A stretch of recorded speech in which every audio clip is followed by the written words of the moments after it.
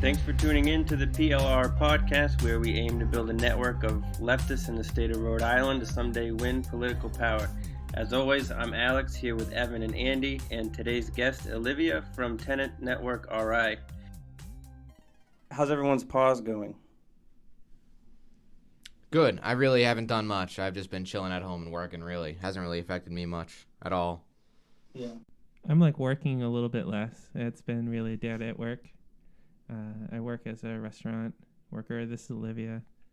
And so we haven't had to really work as much because, they sort of cut capacity, and it's also just people are actually sort of staying home. So that's sort of good, at least in my neck of the woods. Not everyone is staying home, though. I read this article earlier this week on a fitness club in, I think, Barrington, Rhode Island, called Max Fitness Clubzz with two Z's at the end. Nice. Nice. In which the owner of the club refuses to close. He refuses to comply with the pause, and his argument is that there is no data in science that COVID spreads in gyms. So I thought that was kind of somebody who seems unnecessarily resistant to the pause. Yeah, I mean, even the governor sort of just laid out all the science because, she was asked at her last, weekly hearing about that. And it's like, no, we actually have plenty of science that, you're working out, you're huffing and puffing, and, all your spit and whatever and air is getting everywhere. So Yeah. you should probably close. And I think with a bunch of those now, they went to the state Supreme Court or whatever, Superior Court already, and they've been ordered to close. But at first it's only a $500 fine, but I think if they just keep on refusing, eventually the police or something probably come and tell you have to shut the fuck down. There's two things in my opinion. The first one is I understand that the small businesses need to stay open to make money. I get that, and they should be getting more federal funding to help them survive through this. But at the same time, how do germs not spread in gyms? I just think of gyms as the most germy place that you could be in. Olivia said, not only are you blowing mucus and breath on everything, but immediately after you get up, someone else comes over and is right where you were. Yeah. And even if there are places where you're going to be wiping down the machinery and the weights and that kind of thing, you can't get everything. And you're still also in an enclosed area, right? And you have all these clouds, these billowing clouds of just breath that could be carrying COVID onto each other. So it's just a greenhouse, basically. Yeah. Bam, there it is. Especially in the showers. I was just thinking that. Have you ever been in a men's gym shower? Yeah. It's the most musky, disgusting place you could ever go into. I don't know about the women's showers, but the men's shower is pretty gross. But yeah, I mean, I feel this guy. I understand why he wants to remain open, but it just doesn't really make sense to me. But well, you wouldn't understand. You're not a gym owner. You don't know better than scientists and everyone else leading these things. So. Nor am I a gym rat. That's true. But it's just an example of one of these people that is not so comfortable with the pause. I actually have an article on that with sort of around the pause, if I may share. This is Olivia. Please. This is an article from eater.com, and it's about Detroit, but it sort of applies to everywhere. And the title is Defiant Restaurateurs Are Distracting from What the Industry and Its Workers Really Need, which is relief. And so, we're really just seeing, even in Rhode Island, the pause only happened starting on November 30th because the Rhode Island Hospitality Association, which is sort of the employers association for the restaurant and hotel industry, actually lobbied the governor to push it back because they wanted more time to, on the surface they say it's more time to make sure that you don't have to throw out all that food and and deal with waste, which is reasonable, of course. But it was also because they're we're fighting to keep you open is the big thing. And I know other people in the industry and stuff, and even some restaurants are no, we probably need to actually close and we just need relief. Yeah. And luckily that they did release think there was like 100 million or something that's going to both workers and also the restaurants. At least another like 50 million for the restaurants. Like they're giving out grants and things like that. But yeah, no, there definitely needs to be more federal relief. Like they just need to pay for everyone to stay home. Mm-hmm. Yeah, I mean like at least 2 solid months of that. I feel like would be a good solution, but instead. Well, they can't even agree on another stimulus bill. So, I mean, what's the chance of them ever agreeing on keeping us all home for 2 months and not letting the businesses drop? But if you look at the other countries in the world that have like gotten their heads above water in this situation, it's even like Wuhan, where theoretically this business originated. Yeah, they kept people home. They delivered food to them, to the citizens, and everybody got paid. And now they're cool. Yeah. They're back in the club. Well, they attacked it aggressively in a way that if they did that in the United States, it wouldn't fly. Never fucking happened. Way too communist. Yeah. People can't even put masks on. You think they could deal with the government telling them to go to a hospital because they have a fever? No, I don't. And yeah, I don't know. I even through working in restaurants here, I met a bunch of RISD and Brown students and stuff that are from some of those countries. And like, I have a friend who lives in China and she's a DJ. I do DJing on my side, little gig I do, and they literally can have dance parties and raves and all this stuff now because they shut down so hard. And they've just, one side effect of that is that they've kept their borders like super, super closed. But maybe that's a little bit reasonable at the moment when you're trying to, mitigate something as crazy as a pandemic. But, if we just, it's really clear to me, at least as a leftist, that we need to shut down. I passively read this article about the police being a major vector of the spread of COVID. Did anyone else read something like that? I did.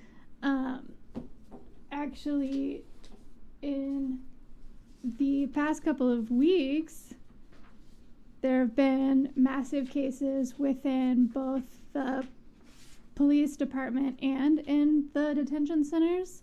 There's an article that I read from early November about how within a month or just since October, there were something like 50 new cases within the police, because those people are not required to isolate and quarantine if they're asymptomatic, which we know the science says asymptomatic doesn't mean you don't have it, and you're still contagious even though you are asymptomatic. And even at one negative test prior to symptoms doesn't mean you don't have it. So essentially, these police officers are not wearing masks. They're in cars together. They're going to and from all these spots, and they are taking people in, infecting them with COVID. They're being, shuffled into the not prisons, but there's a word for the staging area. The Providence detention center or something like that. Well, no, but there's different levels, holding cells and that kind of thing. Yeah, holding cells, etc. And they're spreading the disease, and then the people who are actually being incarcerated, many of whom aren't actually being convicted, they're awaiting trial, are just these sitting ducks hanging out in this area, in this closed, confined, poorly ventilated area together, waiting to die. And that's not just the prisons. That's the Wyatt Detention Center in Central Falls. That's also nursing homes. They call it congregate care. You can't compare a prison to congregate care, obviously, but incarcerated people are absolutely being left to die, and it is the people that are supposed to be caring for them, the COs and the everybody from the Department of Corrections, the police officers, etc., who are bringing the disease in and essentially killing these people by the hundreds.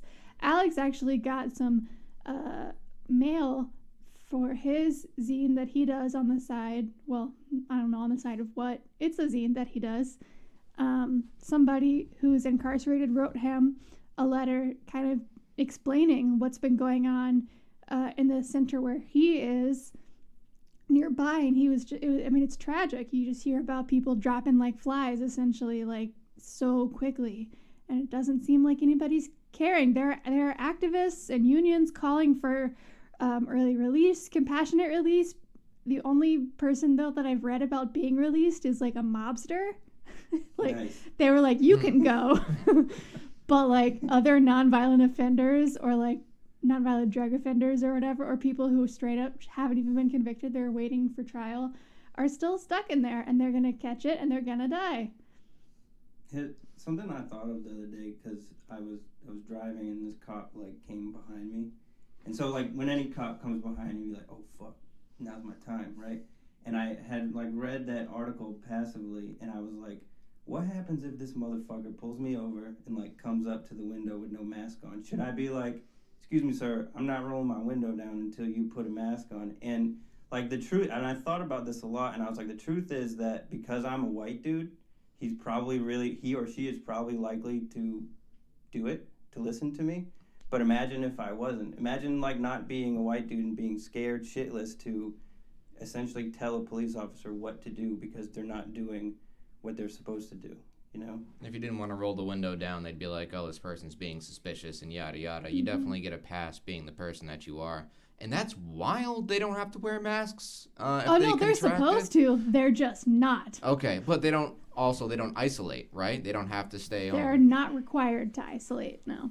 That is insane. That is not crazy. Cool. It's crazy too, just because like, you know, these people come culturally from the same groups of people that, you know, are obviously very anti-mask, anti-vaccine, anti any truth about the pandemic and things like that.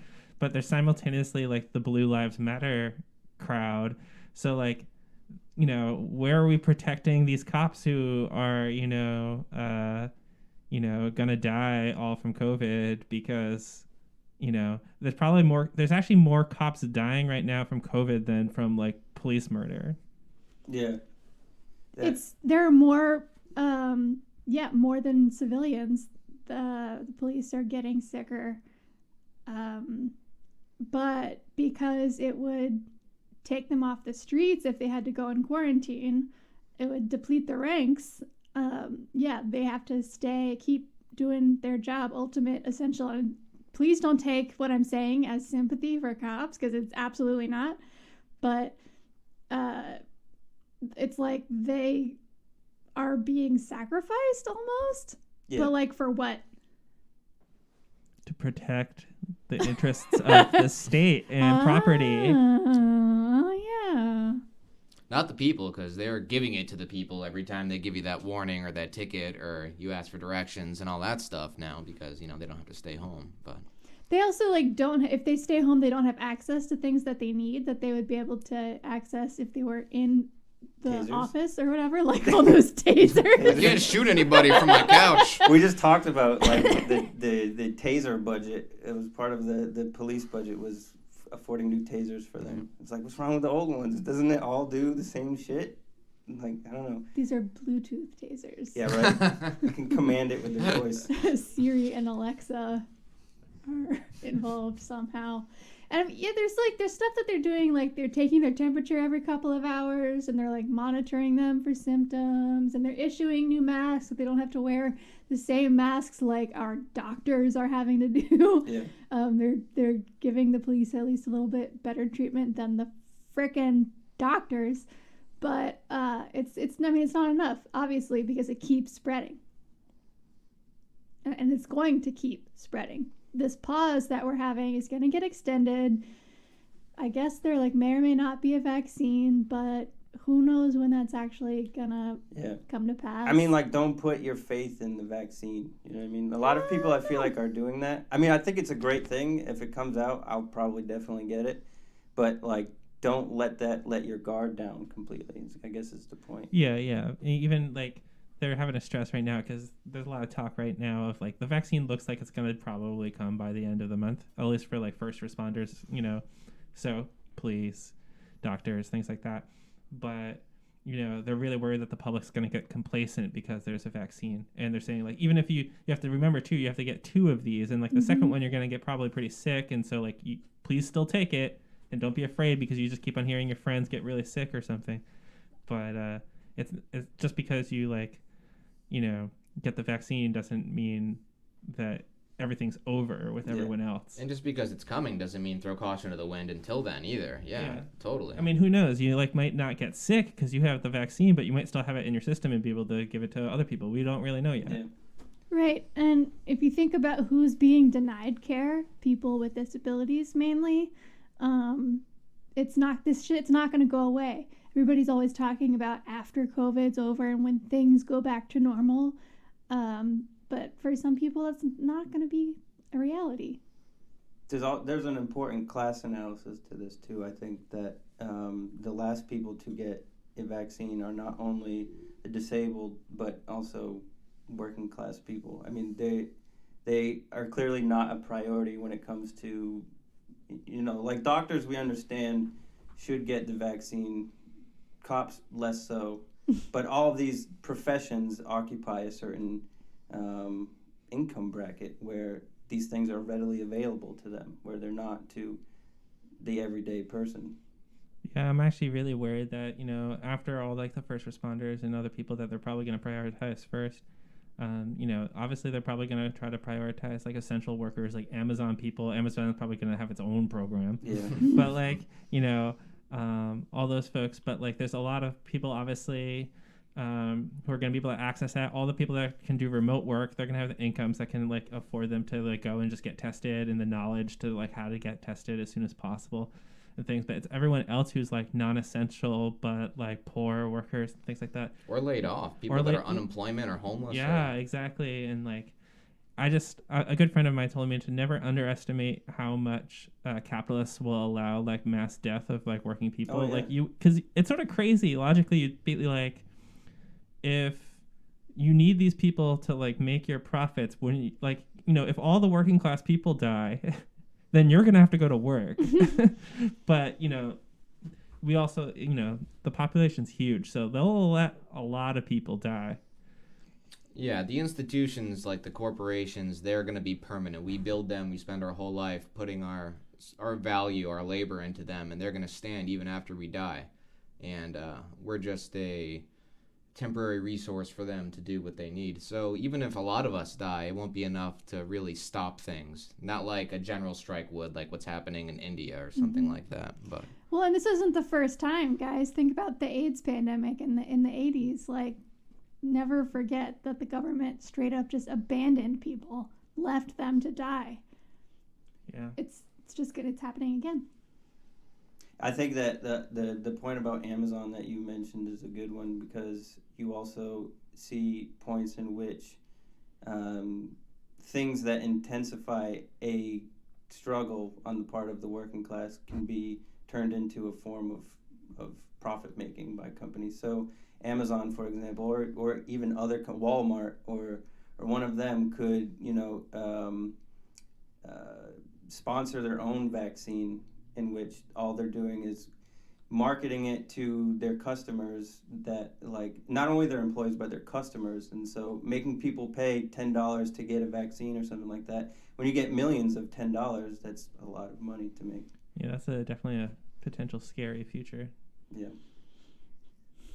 But just in case, we want to lighten the mood with cops, because maybe we need that. There's this this newspaper in Rhode Island called Go Local RI. I've heard of that, yeah. And they do this thing every Friday called Hot or Not, where they look at these people or news headlines from Rhode Island, and they proclaim whether or not it is hot or not. And so I went through it this Friday, and I found one that I thought was particularly funny.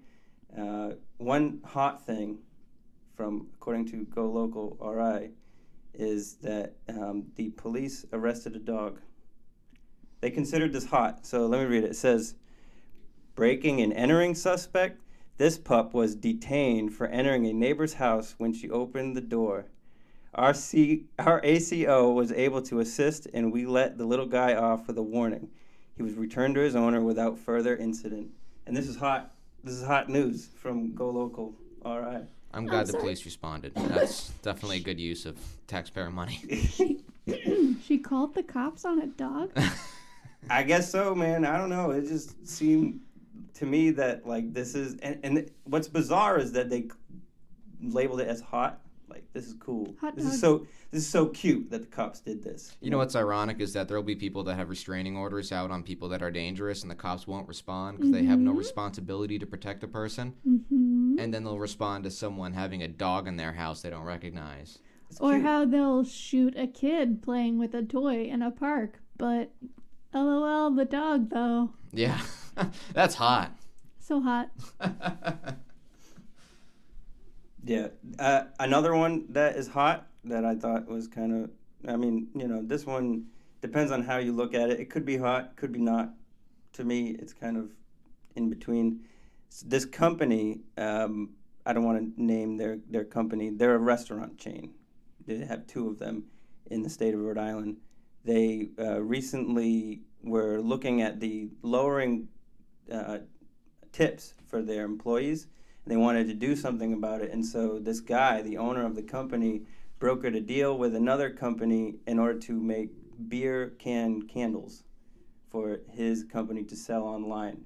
And the story is that this guy was on Etsy trying to figure out a way to have his employees earn more money, and he came across beer can candles, and he was like, oh, perfect idea. I'm just going to mass produce these and sell these for $20 a piece, but the employees only get $6 per can. So this guy is pocketing 14 of that. I mean, I understand that like some of it has to go towards like the wax. The beer cans, I don't think really cost any money. He probably just recycles the beer cans from the restaurant, but I thought this was kind of an interesting, again, profiting off of what's going on. Was this hot or not? This is hot. This is cool. Go Local RI thinks that this is some grade A entrepreneurship. Well, I'm sure that he has an excuse for that, saying that his business is probably suffering too, and he needs the extra income in order to like keep himself afloat. But the question is like, if you're doing that specifically for the employees, let the profit be for the employees. Yeah. Okay, what if, hear me out, this is a hot take, crazy idea. What if employers pay their employees a living wage? What? Because then they don't get to virtue signal and do these little things to make them seem like a good guy, you know. And what if they cared about worker safety? I actually saw an interesting article about how, it's from Labor Notes, about how North Pole elf sick-outs score masks from Santa. Oh, no. Yeah. Apparently, holiday toy production season got off to a chaotic start this year. Santa Claus at first resisted the elves' demands for COVID safety measures, prompting a wave of sickouts around the toy workshop. Many elves joined the sickouts, apparently, and the reindeer, I guess. And the Candy Strippers Local 1224, President Zach Keebler to tamp down on the risky resistance. I guess eventually they all teamed up together and they won.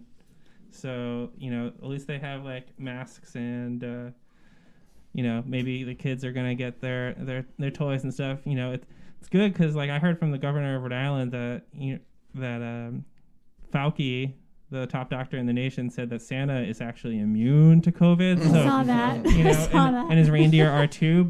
And she said the elves were, but I don't know. It sounds like there's conflicting stories in the media, and that the elves, won their sick out. So they got some elf consciousness going on. So the elves probably went to Santa and were like, yo, man, you need to look out for us. And he was like, I got this genius idea that I saw on Etsy to make some candles that we can sell to the little kids. And the elves were like, how about you just give us a union and like make sure that we could survive? And there was some resistance, but I'm glad the elves won that one and that they didn't sell shitty candles and beer cans. Probably smells weird, no? Yeah, I wonder, like, are these candles though, like, yeah, are they like, hops candles? I have a picture here. It's there's a picture. It's literally just a beer can with like no, it's just Wow. white wax. At least they're tall inside. boys. Yeah, at least they're tall boys, but yeah. $20 per candle. Yeah, What this kind is of crazy. beer is that? Oh, Like it's Coors? Autocrat Gansett beer. Oh, Yeah. True Rhode of course Island. it is. Perfect. Man, there's a market for everything. Mm-hmm.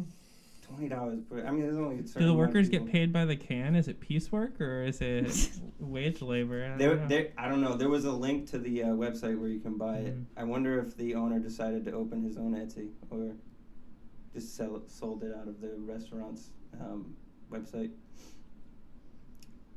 All of this stuff with the pause and all these things going on seem to be so important and so evident to all of us, and yet the one thing that stands out in the news in Rhode Island, I think, in the past 2 weeks is this proposed transformation of Kennedy Plaza. Kennedy Plaza. Kennedy Plaza, yeah.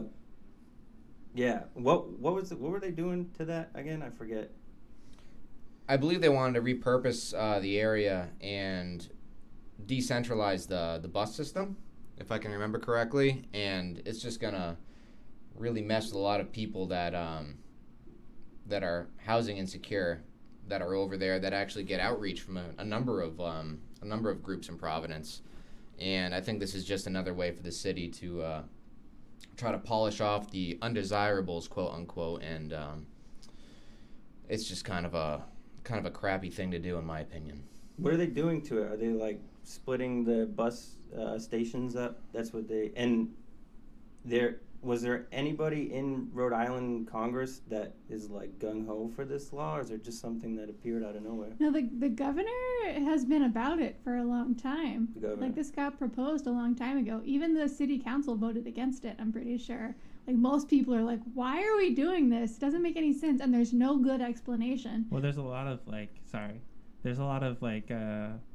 push initially from the former mayor, Right. Paolino, who owns a bunch of property downtown, and he wants that area to be, spick and span. Even though only like 8 years ago they like redid the whole. They spent a ton of money to like riot-proof that place because it used to be, a little bit easier to like get away from the cops and stuff. Now it's all super flat, and that's on purpose. They put 1 million cameras up, and they made it super easy to not be able to run away or anything like that because they're always worried. They're always doing like new crime busts, trying to like, stop like small drug dealers and things like that down there, or just whatever. But it's because of Paolino, I honestly think, and like other business interests. So, and as Andy said, it like comes at the expense of kicking people out of there. I mean, that's another one of the goals of the whole thing. And it just baffles my mind that seems more important right now than like what's going on with Rhode Island workers and the police problem and all that.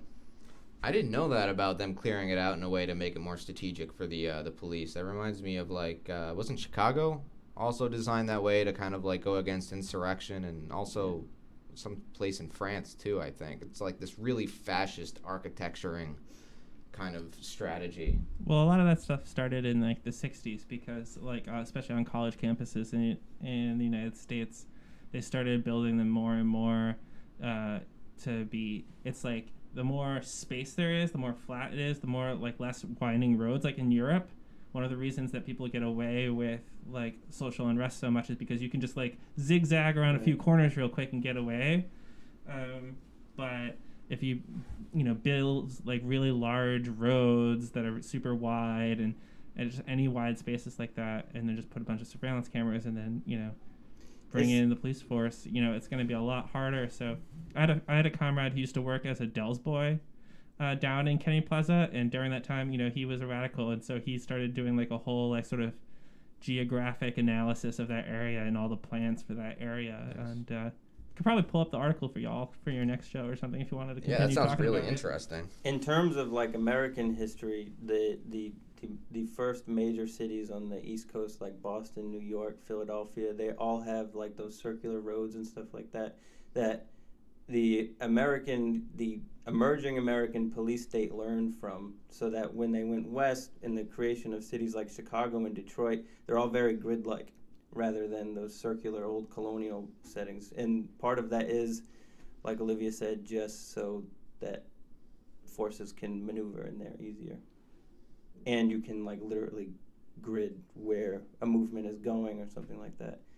It's all pretty scary, but it also seems like with this thing with the transportation hubs and stuff like that is that they're, it is a way also to push austerity on RIPTA in general too. They'll probably be able to cut routes. Oh yeah. They want the hubs to be like in like the state Roger Williams Park down by like South Main Street, and then maybe another one in the Jewelry District, and they just want to basically keep the riffraff away from downtown. They just want to turn Burnside Park into like that whole area. They just want it to be like this cool, cute area where they can do PVD Fest and all these festivals and cultural events for white people. Yeah. That's really seriously just what it is.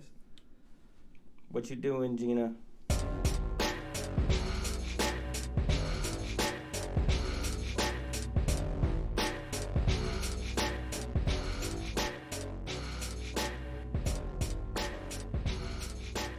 We are back for the interview portion of our episode, and we are here with Olivia, the lovely and talented Olivia from Tenant Network RI. She's going to tell us a little bit about what they have been up to, and then hopefully, if we're lucky and well behaved, she'll tell us about some of her musical exploits and any other thing that she might be messing around with.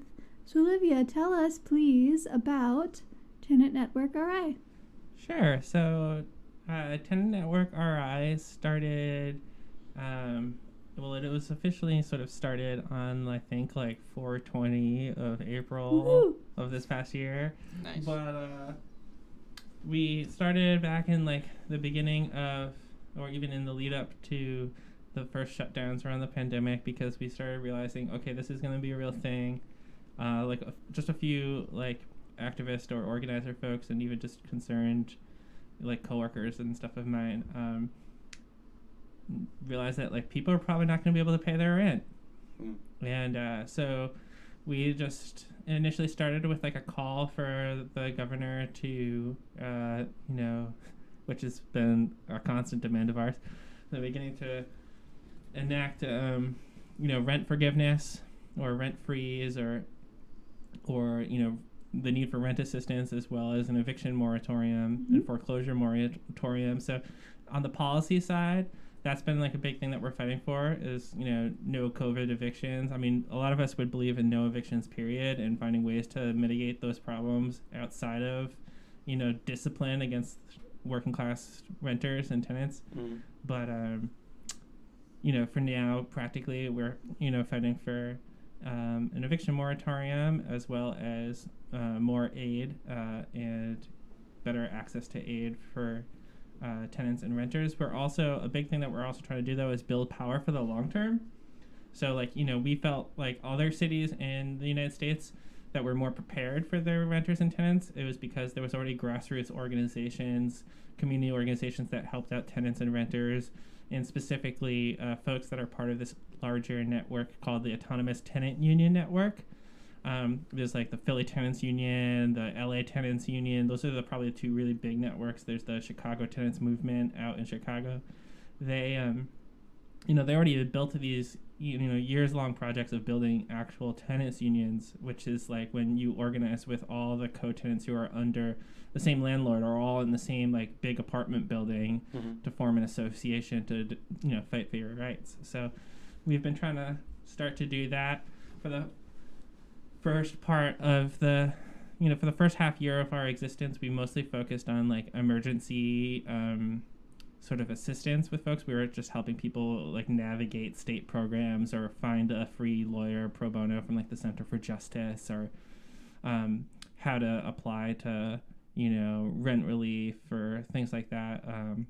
But then we eventually realized like that, especially once the CDC eviction moratorium happened, where people could sign an affidavit and hand that into their landlord or show up with it to court and have the court say, nope, you can't evict this person at least until January 1st. We sort of really switched gears and started just trying to really focus on that longer term goal of the, we call it base building, of trying to build a base of, tenants that can actually tenants that can fight back, so.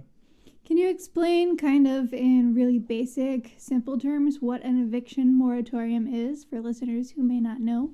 Yeah, sure. So an eviction moratorium would be an order from the state government or the city government that, there would be a stop on all evictions and eviction filings, eviction proceedings for the duration of the crisis. That's what we're fighting for. Is for the duration of the state of emergency that's been enacted by the governor, that there would be no evictions. Yeah. So that would mean that no one would be, kicked out of their homes, or the constable would show up and say, hey, you have to go and we're going to move your stuff out. Have you run into any kind of issue where people would fake eviction notices, like landlords, or draft fake eviction notes for people to kind of intimidate them into leaving?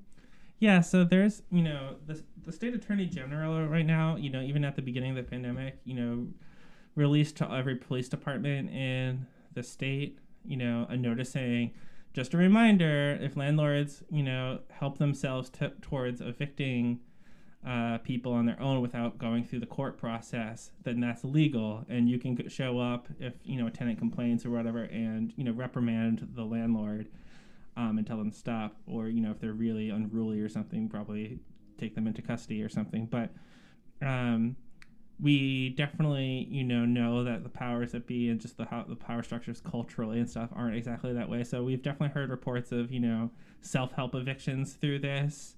That's what they're called, or just a lot of tenants. That's another thing we really try to build tenant awareness and education around their rights through this. So we've done some tenants' rights workshops and stuff, because a lot of tenants when this started happening didn't understand how evictions work. They can actually take a while, 2 months or something, 2-3 months.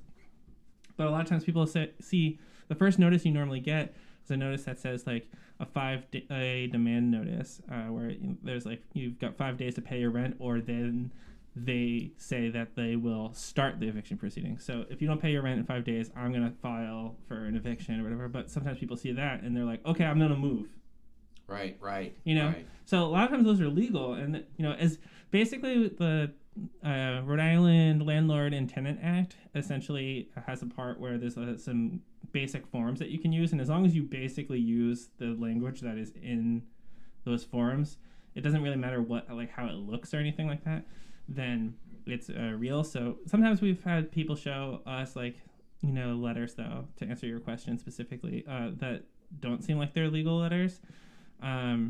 But most of the time it's just that it's not on some official looking paperwork, and so tenants are like, is this real or is this not real? But we usually just send them to the Center for Justice, which is a great organization out of Rhode Island of free legal help, that they're socially progressive, and they help folks sort of figure that stuff out.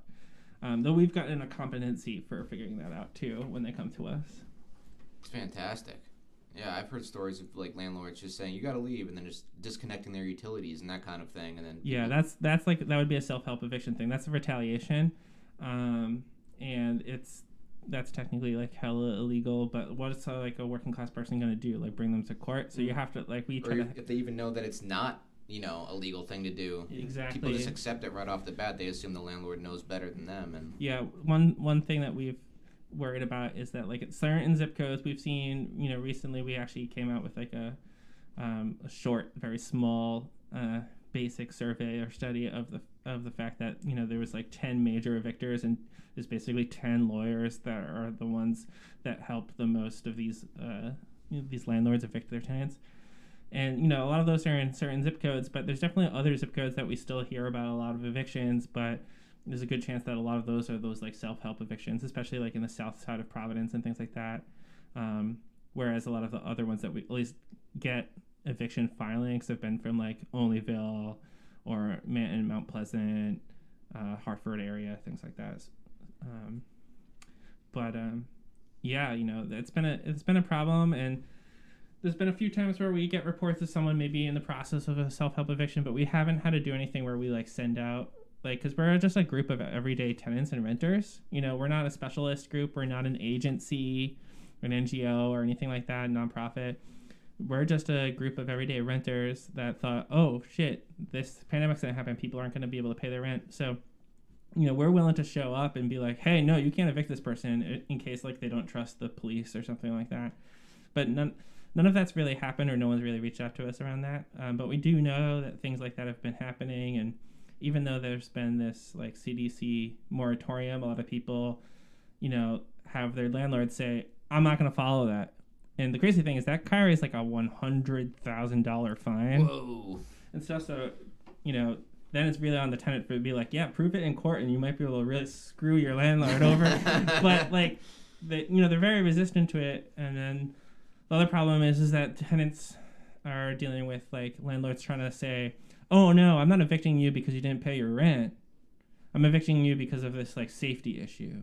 Some bullshit. Yeah, like other bullshit issues and stuff like that. So we're really just trying to like both, teach people their rights as tenants, get them organized into organizations where they can actually build their power as tenants. Ooh. So we could eventually like, do rent strikes down the line or things like that. Or just fight for repairs or, code enforcement, because a lot of tenants will, even the smarter ones that like figure out how to like work through, all the legalese on various state websites will like try to call code enforcement, and code enforcement can even be like, hey, stop doing this. But then the landlord just like still just doesn't do the thing. And the process can take forever. So we're thinking if we just fight it directly, it might put a lot more pressure on folks. So that's sort of what we're doing. What kind of workshops or whatever are set up to let tenants know their rights? So, we did a few over the summer with like, Center for Justice, other housing justice organizations like the Childhood-Led Action Project, Direct Action for Rights and Equality, because they have a tenant and homeowners association, people from, I believe, House of Hope, and we also had Molly from the coordinating entry system give us like a little talk about like how to folks could get emergency shelter and stuff like that. And we're just trying to generally let people know about these programs. Like that was a big thing for a long time, is that like people just didn't know about these programs unless like their landlord told them, hey, you can sign up for this program, if their landlord was like that nice. A lot of landlords are like, no, I don't want to like help you stay in your place. I'd rather just like, especially during the pandemic, we had a lot of like people fleeing New York who were trying to like live here now because they heard during the summer that we were like the lowest state, which is funny because we're not the lowest anymore. We're like the second worst state for potentially getting COVID right now. I just saw that in the news today. But so there's plenty of we're just trying to let people know their rights and really try to stop them from having to deal with evictions, because once we're seeing a lot of people who eventually do get evicted and then they can't rent anywhere. It's like they're blacklisted. Mm-hmm. If you have an eviction on your record, it's as bad as if you went to like prison and you checked off the like, I'm a convicted felon on an application or something like that. So, so with workshops, we've done some workshops. We're trying to put together with Center for Justice, probably eventually, but maybe doing it on our own, a new tenant rights handbook. Mm-hmm. Because there is an old one that was sort of just a lay interpretation of the Residential Landlord and Tenant Act from 2007. But we just think it would be easier to like, especially through our experience with actually working with tenants, like there's certain frequently asked questions and things that come up a lot more. So so our main things that we're just doing right now is mostly focusing on trying to still push for an eviction moratorium, because the CDC one's going to like lapse soon. And it's looking like there's going to be a lot of houseless and unemployed people come the new year. And then just trying to continue to like organize some co-tenants of one of our members. They rent with like a large like realty management corporation that handles a bunch of different landlords, and so we're trying to organize all those tenants right now to see if like they have problems and get in touch with us. So you're helping out people who already are in apartments or houses or whatever and are having problems with their landlord. You're not so much in the business of securing housing for houseless people. Yeah, no. So we're not really trying to like we really just like can't help with that. unfortunately, we do like provide resources for those people. If like someone comes to us, we're like, here, you could talk to, the coordinated entry system or House of Hope or the Rhode Island Coalition for the Homeless, and they can try to help you get into like emergency housing. We have helped some people with like doing like GoFundMe fundraisers or like mutual aid and collecting money for folks. And like we have put up like one family in a motel for like a few months now, through helping them just like spread the word about like their need to like support their children and stuff like that. And we finally helped them like connect with the right people to like get a caseworker to like probably get shelter, because otherwise we were like, are we gonna, because this woman had an eviction on her record, so she's been like, everything's fine, she had like probably like has work, she has the money to get places, and people just like won't rent to her. So we were possibly gonna like have one of our members like take out a new apartment and then just put her in there, but that's a big risk. And so we're not really in like we can't help you like get housing. It has been frustrating in certain ways for a lot of people that come to us, because they're getting thrown around a bunch of different places, told to call a bunch of different numbers, and then unfortunately, especially for the state-based programs or the NGOs like Crossroads and United Way were the main ones that got rent assistance. And so, but they were like severely understaffed for much of this time, and they basically were like, here, Gina from the state, the governor was like, all right, we have $14 million worth of like CARES Act money, here's $7 million to Crossroads, here's $7 million to United Way, figure it out. And they have small staffs, so in my opinion, I think it'd be good if the state actually invested in staffing them more, to actually be able to manage these programs. But yeah, I mean, the only other big barrier with a lot of that is all the programs rely on documenting like a bunch of different like legal documents that you need to have. You need to have your lease, an actual copy of your lease, which many tenants don't have. You need your landlord to like sign off on it. So it's essentially a landlord bailout and not really a tenant bailout. I wanted to ask maybe a final question, unless, did you have any more questions, Andy? I'm enjoying just listening to what's going on. Yeah, no, I got no questions. The last question I wanted to ask is, if somebody needed you guys' help, how would they go about contacting you? So yeah, the best way to contact us is, we have various social media, if that's easier for you, because a lot of people don't always like use email and things these days. But we're on Facebook, we're on Instagram, we're on Twitter.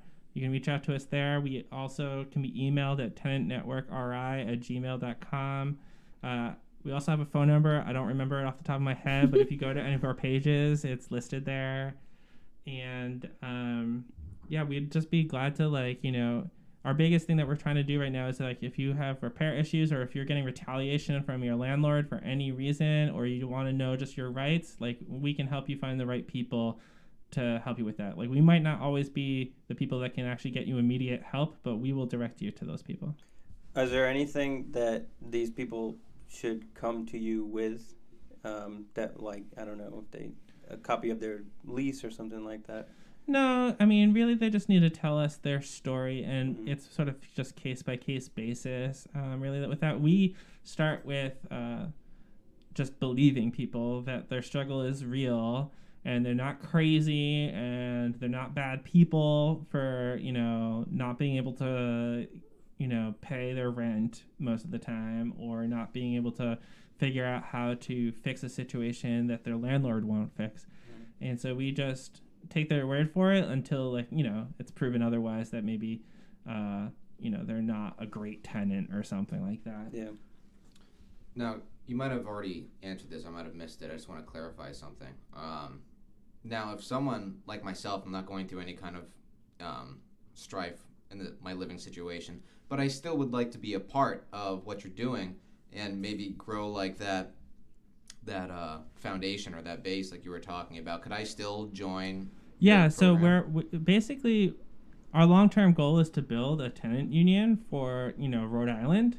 So all Rhode Island renters, which is a lot of working class people, we're hoping that we can organize them all into a large tenant union. And it's for people regardless if you're struggling or having problems with your landlord, it's to like someday you might, and if you are united with other people, they'll have your back in case that day comes, or you'll have their back. If you care about building strong communities, then we really hope that you would join the Tenant Network and be able to help out with that. We definitely need a lot of help. A lot of people initially came to us being like, how can I help? And they really just wanted to like donate money or things like that, which has been great. But we are sorely lacking people that actually want to like go out into the community and, talk to other tenants or find people that are actually struggling and things like that. So anyone who wants to help with that type of work is very welcome to join the Tenant Network. It's a network for all tenants in Rhode Island. All of Rhode Island too, right? All of Rhode Island. We are prominently like Providence, but we have people in Pawtucket. We've had people like in Warwick, people in Newport that have come out to us. We will handle anything in Rhode Island proper. Once it is like Massachusetts or Connecticut or something like that, we'll hand people off to like other organizations that understand like their legal and political realities more. Cool. We'll for sure put a link in our Instagram to your page, so listeners following our page can get to you. I would say one like last thing I'd like to leave people with is that if you can call your state reps and Governor Gina Raimondo and demand that there is a bill right now calling for an eviction and foreclosure moratorium, to demand that gets passed, or that Gina institutes an executive order. She likes to say that like there's legal reasons why she shouldn't do that. It might not be as effective, but the thing is that like she's had a chance. There's been like 6 months of or more of being able to like stop this eviction crisis from happening, and I think it's just their moral obligation to pass something to make sure Rhode Islanders aren't out on the streets, or we are going to have a major crisis. And I said before, the communities that are mostly hit are like 02909, 02908, and if they're getting evicted, they're having to move in with family, and that's basically creating the exact types of social gatherings that the governor repeatedly says are spreading COVID. Great point. So it's congregating a lot of people inside, people that are already very marginalized and struggling, because these people, they're newly homeless. They're not going to be necessarily moving into shelters or onto the streets right away. They're moving in with their families and things like that, and it's spreading COVID, it's spreading the disease. So this is like a health emergency as well as just a moral emergency. Yeah. So call the representatives and say what? There's a script, right? Yeah, there's a script that we have online on our websites and stuff like that. And the phone numbers are there too. And the phone numbers are there, and we have like a link for you to find your representative if you don't know who your representative or state senator is. And you can email too, right? You can email, you can call, you can mail them hard copies of mail. Really, we'd even encourage you, if you feel comfortable, if you want to try to show up to their offices and tell them, like, no, don't do this. Like, we need this. It's going to be an emergency. Because, Trump's not going to probably extend this or anything like that. It's going to probably be on Congress, and we're not sure yet if Congress is going to pass any new regulations or anything like that. Yeah, I think after the first stimulus bill, there was an expectation that tenants would be guarded via another stimulus bill, but now that hasn't happened, that liberal excuse has kind of fallen through, and so now Congress is just kind of everyone's on their own now. Yeah, no, I mean that's basically just been it. They need to get us money because they're basically taking. If you're going to take everyone out of the economy, other countries, they didn't lay everyone off either. Yeah. They didn't basically fire everyone. The United States had the craziest approach to this. Other countries just said, you're still employed at the company you work for. You're just on furlough, and we're going to pay you 80% of your wages that you previously had to stay home and stay healthy. Yeah. Whereas here, they just fired everyone and said, oh shit, maybe they need money.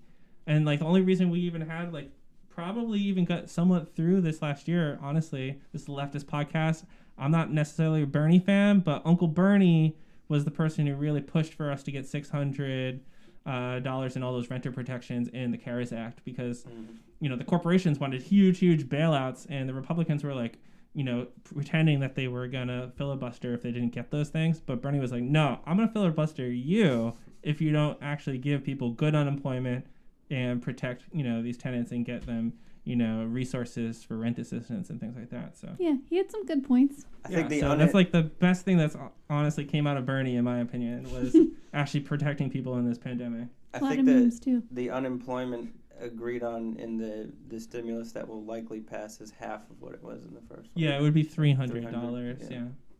Well, do you want to plug anything else before we wrap this up? Yeah, sure. I'm also a member of a local leftist organization in Rhode Island. We're really, really new. We're down to talk to like any leftists affiliated to groups or otherwise. But definitely want to build good relationships with other groups. We're called Counterpower.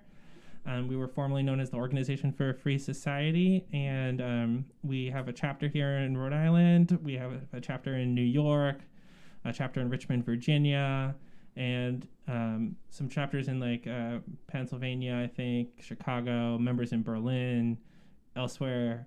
But we just released a book called Organizing for Autonomy. And it's a sort of like a history, theory, and strategy book about, an analysis of the current world that we live in as a capitalist, imperialist world system, a vision of a different type of world, a communal and free society that, we hope everyone could be able to live in where actual needs were met, and a strategy about how to get there through building institutions of counterpower, through building our power as working in oppressed people to actually fight back against these systems that oppress us. So definitely check that out. It's on commonnotions.org. That's the press that put it out. You can get it for I think $20 on there, or like $16 or $14 for a digital copy. And we also have a bunch of podcasts and media that we've been doing. So just look on the internet for counterpower.info, or follow us on Facebook, Twitter at I think facebook.com/afreesociety, twitter.com/afreesociety. Cool. Thank you. Thank you so much for coming. Yeah, you're welcome. It's great talking with you all today. Today's show is ending with the song Dragged by the Newport punk band Bulletproof Backpack. Thanks for tuning in.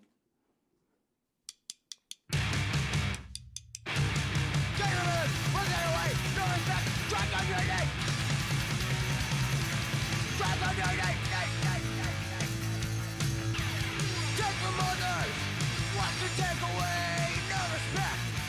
Drag on your name.